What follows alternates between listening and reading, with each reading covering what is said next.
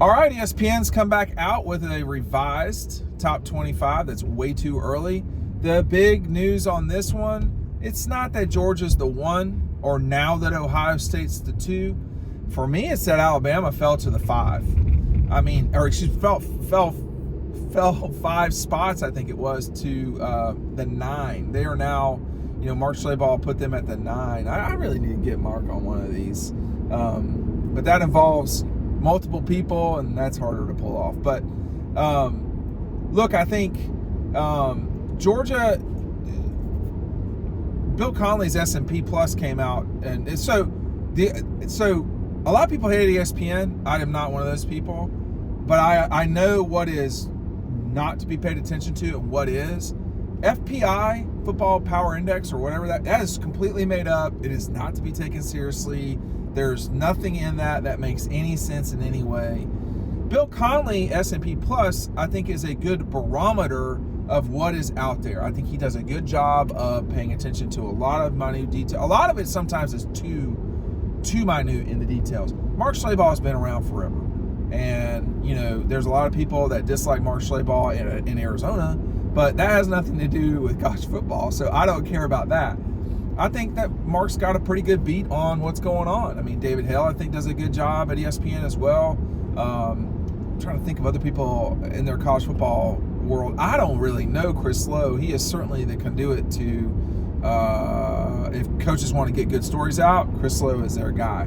So with all of that, with my critique of some of college football reporting at ESPN in tow, I think top 25, it's hard for me, and I think it's going to be hard for a lot of people to reconcile Alabama not being a top or being like the 5th best SEC team. So Georgia, Texas, Missouri, Ole Miss, and then Alabama, I believe, is how it goes in the league. Man, that's hard to like Missouri's in front of Alabama. Are we sure about that part?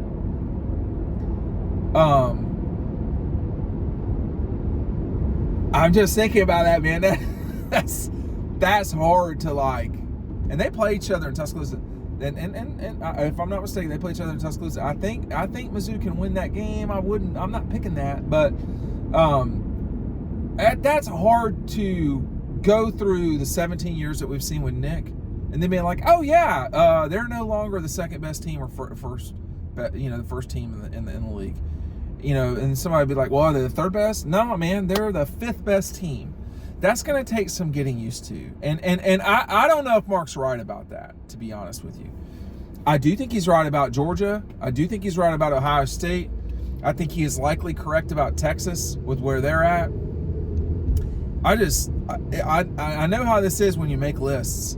And just for me, like at some point you have to put Penn State in there, or you're going to be putting, Tennessee in the top 10. And I don't like either of those situations. Like in terms of putting them in the top 10, I don't like Penn State in the top 10 at all. I mean, Ole Miss whipped their ass in Atlanta. They whipped their ass. And this was a few weeks after Mississippi State was fighting Ole Miss tooth and nail. This was a few weeks after Georgia beat Ole Miss by 35, I think it was. Ole Miss went to Atlanta, went to the Dome. Penn State had a lot of people there, and Ole Miss whipped their ass. Missouri did not whip Ohio State's ass. They did beat them, though. But Ole Miss whipped Penn State's ass. Now, why? I mean, the coach is better. I guess the players are better. I don't know. But, I think you're going to see in the near future, there is going to be a move to put Ohio State over Georgia. And I'm not actually necessarily saying that's wrong, but there's going to be that discussion, okay? Now, why? I mean, the amount of transfers that they've gotten to come in to play at Ohio State, man, that's not insignificant. That's not insignificant at all, and they've gotten some really good players. I question the quarterback a little bit, and the problem is with Ohio State and Michigan, although they are both playing the two West Coast powers of the Big Ten now, I you're not going to see a lot out of Ohio State for a while. I mean, they don't have an early season Notre Dame game. You know, you could make the argument that this past season with Ohio State was really not a good year. I mean, the win over Notre Dame was fantastical. I mean, like the way it happened, it was traumatic. That doesn't mean you're good. Georgia beat Missouri in 16 on a wild, that's just a wild game. Neither of those teams were good teams, okay? And then, you know, you fast forward a little bit, and you know, they beat Penn State because Penn State can't do anything. Y'all, Penn State, people say, oh, well, they're Georgia and Penn. No, Georgia was way better than James Franklin under Mark Richt. Way better than Franklin's been. I mean, no, not the same at all. James Franklin is a con man, okay? He is a charlatan, all that stuff. So that Ohio State beat them was not surprising. And then just getting trucked by Michigan, like they hung in there too. And then it just, you know, that was a bad look. But the loss to Missouri was like the cherry on top, man. That was rough. But I think that they have added players, you know. They have added some legit players who really have helped them a lot. And, you know, I think that's going to make a difference for Ohio State. Should they win the national championship? Let's see them play. I'm not so dismissive. Like, some people just have it in their brain that there's just no way something is going to happen. Like, you know what's not going to happen? Clemson's not going to win the national championship. You know what's not going to happen? Tennessee's not going to win the national championship. Like, some of these programs, it's not going to happen for them. But Ohio State can win the national championship for sure. And I think that marks early top 25, those two. Texas has lost a lot. Now, they have. All these teams lose a lot, but like Texas losing AD, man, like that's going to hurt. Quinn Ewers is a good quarterback.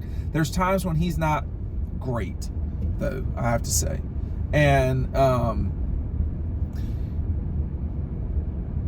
I trust Carson Beck a lot more than I trust Quinn Ewers. I'll say it that way. In terms of, you know, Ohio State's quarterback again, man, like that's concerning to me. I don't like that situation a lot.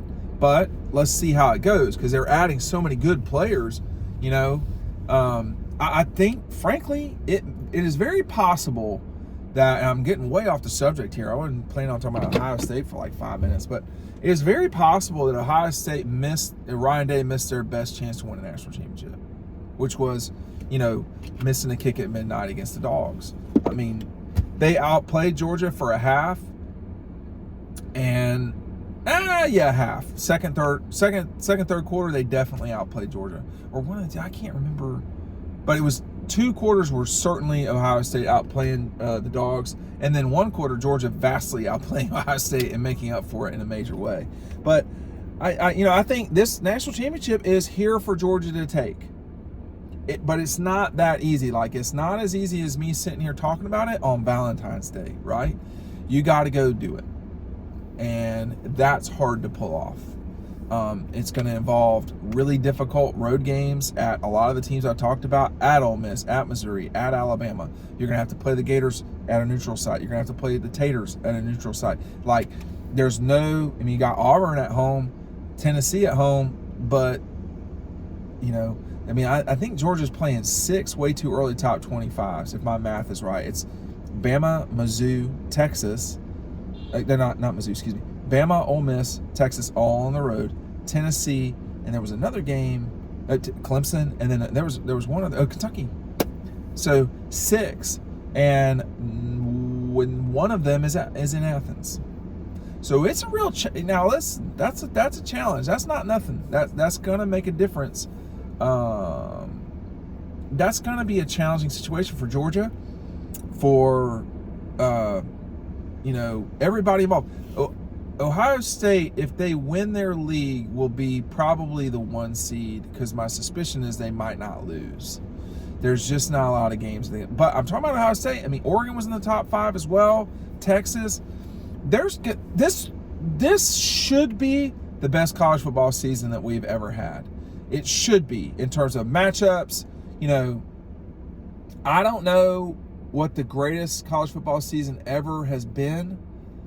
I might have to go back and look at that, but this one coming up has got a lot of potential, man, because, you know, you got Georgia, Bama, you got Georgia, Texas, you got Texas, OU, you have that every year. You have Auburn, Alabama, you have Georgia, Florida, you have Oregon, Ohio State, you have Michigan, Texas, I think you have Michigan, Washington. There's a lot of cross-pollination, Georgia, Clemson, that you have this year, and you have the usuals. I mean, like, think about the fact that Georgia's playing Clemson and Texas in the same season that they're playing Alabama. Like, they normally don't play any of those teams, and now they're playing them all in one year. Think about, you know, Texas playing Georgia, Michigan, you know, in the same season. That's just, and Texas A&M, like, and Oklahoma. Like, these are great games.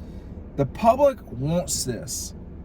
And the public is paying for it now with their cable fees going up.